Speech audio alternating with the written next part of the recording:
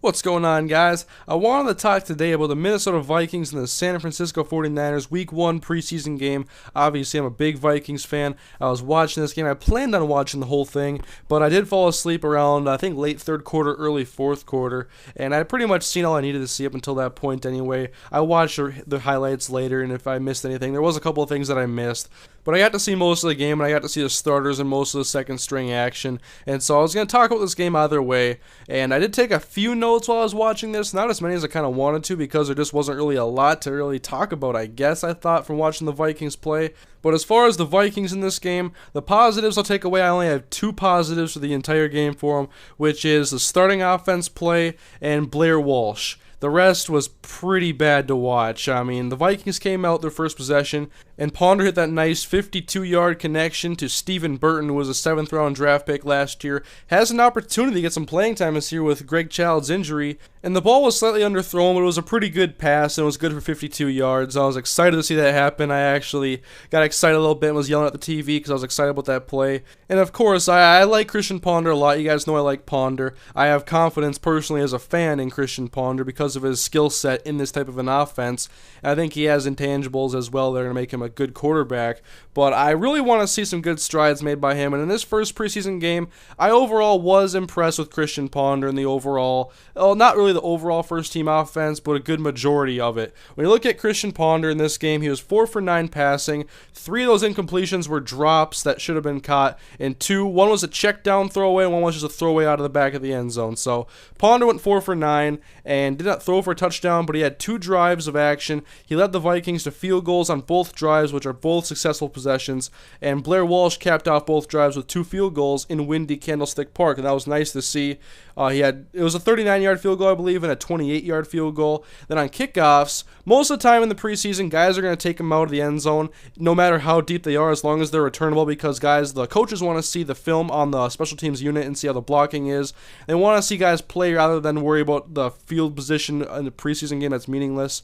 And so Blair Walsh had 1 touchback and a couple other kicks that were deep into the end zone that LaMichael James took out. And so the major strengths of the Vikings in this game was the play of the first team offense and their special teams unit. One thing I thought we would see that I think we're going to see a lot of in the regular season was Christian Ponder looking to Kyle Rudolph for the first down conversions, and he did in this game. Both of his catches and both of his targets at Rudolph ended up being first down catches. His only other 2 completions were to Stephen Burton, obviously, and then 1 to Michael Jenkins, but 3 drops, that wasn't very good. Simpson had a drop too. We didn't get to see him make any catches. Percy Harvin didn't play, and Gerhardt did pretty well in his 5 carries that he had. So that's all for the first team offense. First team defense, though. First of all, they were not playing with Jared Allen, Kevin Williams, or Antoine Winfield. Those guys are all veterans. They did not need to play in this game.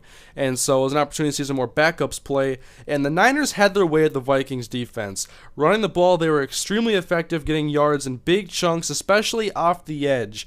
And now the linebackers, from what I was seeing, were pretty non-existent. Even Chad Greenway, Aaron Henderson. But Jasper Brinkley, the guy who was filling in for E.J. Henderson, he was pretty much a non-factor and did not play very well. And especially with his strength being against the run, I did not see that in this first game at least. So hopefully that gets fixed, because Brinkley, he's starting at a position that I think has the least amount of depth on this team as far as quality goes, because middle linebackers, the only other substitutions they could have would be like Tyrone McKenzie, Marvin Mitchell, Audie Cole, and Solomon Elamimian. But of course, this was only 1 preseason game. There'll be 3 more for us to judge these guys based off of their play.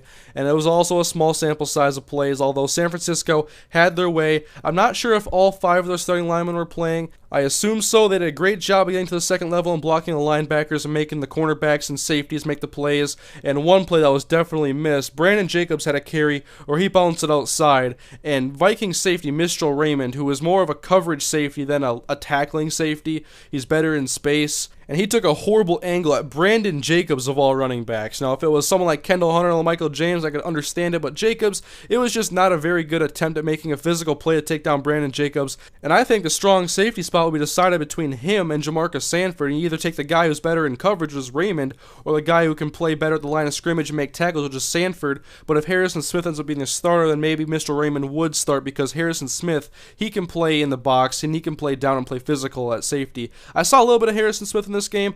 Liked what I saw. There was one play where he made the running back change direction and end up having a short gain or a tackle for loss. I can't exactly remember, but not really anything in the passing game for Harrison Smith. And I was just really disappointed by the way they played against the run. I thought they gave way too many big plays and big chunks and made it too easy for Alex Smith to lead that team down the field. And then I got to the second team offense, and that was just ugly. I did not like it at all. A lot of people wanted to see Joe Webb compete with Christian Ponder for the starting quarterback spot. And yeah, this is one game, but Webb does not look like a starting quarterback, despite the fact that the offensive line did not do a great job of protection. First team line did pretty good, and Ponder was able to go through multiple reads on multiple plays. But Webb, he was constantly under pressure and relying on his athleticism to escape the pocket and then throw the ball away.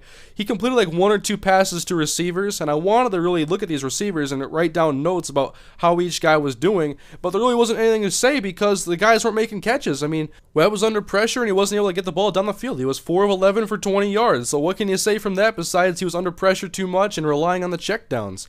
Now, on the other side for San Francisco, Colin Kaepernick looked very good, and he had a great 78-yard touchdown run that just blew past everybody in the Vikings secondary.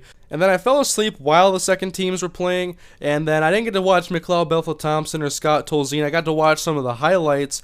Thompson threw an interception, and so did Tolzien. That was picked off by Solomon Elimimian. And I thought the Vikings backup defensive line did a decent job of getting pressure. Audie Cole had a sack as well at the middle linebacker spot. And on the Elimimian interception, Tolzien was under pressure, and it was just a really weak pass. That was an easy interception. It was just floating right to Solomon Elimimian. And then just a few more things I remember from this game. I saw Stephen Burton return a couple of kicks, and I don't think he's going to have any shot at winning a starting job or even being the number 2 or 3 guy. He was dancing too much when he was running him back, and there's clearly better options on the Vikings roster. We haven't even seen Josh Robinson yet. He had a hamstring injury, and I'm hoping we can see him in the second game against Buffalo. But I also wanted to see Jarius Wright, and I must have fell asleep when he was playing most of the time because I don't remember seeing him much. And then Vikings starting defensive tackle LaTroy Guion was also hurt in this game. I believe it was a PCL injury. He's going to be out for at least 1 or 2 weeks. And so the Vikings have some decent defensive line depth, though. At least guys I'm interested in watching, Trevor Guyton and Fred Evans. We'll see how they do. And can't forget about Christian Ballard, second-year man out of Iowa. And then the other thing I noticed from this game was just the 49ers have a terrific backfield as far as depth. We didn't even see Frank Gore, but they have Brandon Jacobs for the goal line in short yardage situations if they don't want to use Frank Gore in those spots and preserve him a little bit more. They have Kendall Hunter and LaMichael James, who have very similar skill sets, and that was part of the reason why I questioned them drafting LaMichael James when they could have gone elsewhere, I thought, for a more impactful player. And Rock Cartwright also ran the ball pretty well. And so the Vikings, they definitely made the 49ers look like a very good rushing team. They ran for over 250 yards in this game.